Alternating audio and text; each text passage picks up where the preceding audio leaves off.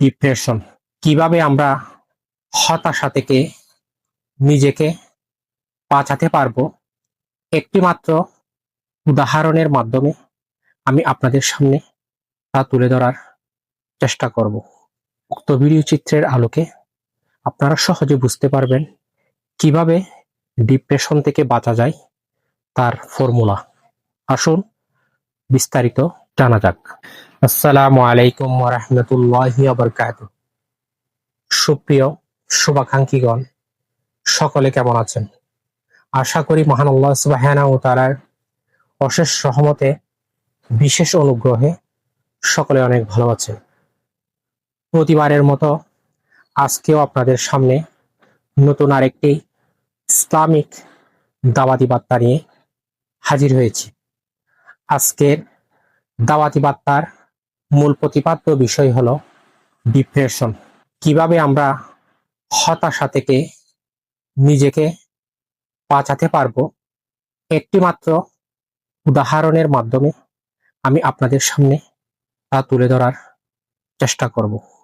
আশা করি আপনারা পুরো ভিডিও চিত্র জুড়ে থাকার চেষ্টা করবেন এবং উক্ত ভিডিও চিত্রের আলোকে আপনারা সহজে বুঝতে পারবেন কিভাবে ডিপ্রেশন থেকে বাঁচা যায়, তার ফর্মুলা। আসুন বিস্তারিত জানা যাক। মাছের পেটে থাকা অবস্থায় হযরত ইউসুফ আলাইহিস সালাম 3 ধরনের অন্ধকারের মধ্যে নিমজ্জিত ছিলেন। 1. সমুদ্রের নিচ, 2. মাছের পেট, 3. রাতের অন্ধকার। ডিপ্রেশনও ঠিক এমন একটি অন্ধকার কক্ষ যেখানে কোনো আশার আলো দেখা যায় না।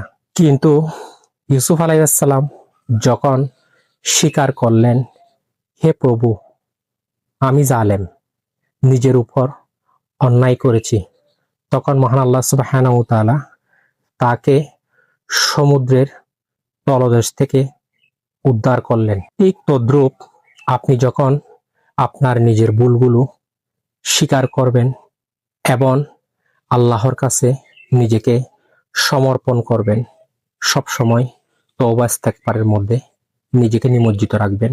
গভীর রাতে যখন তাহাজ্জুদের সালাত আদায় করবেন, সবসময় আল্লাহর কাছে নিজের দুর্বলতার কথা, অসহায়ত্বের কথা যখন প্রকাশ করবেন, তখন দেখবেন অটোমেটিকলি আপনার জীবন থেকে ডিপ্রেশন নামক ব্যাধিটি দূর হয়ে যাবে।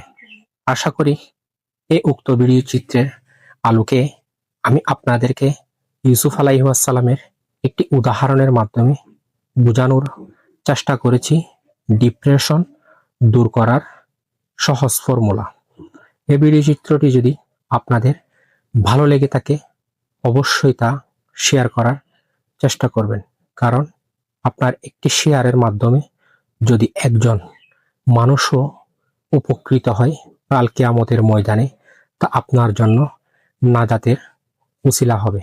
মহান আল্লাহ সুবহানাহু ওয়া তাআলা আমাদের প্রত্যেককে ডিপ্রেশন নামক হতাশার হাত থেকে হেফাজত করুক। আমিন।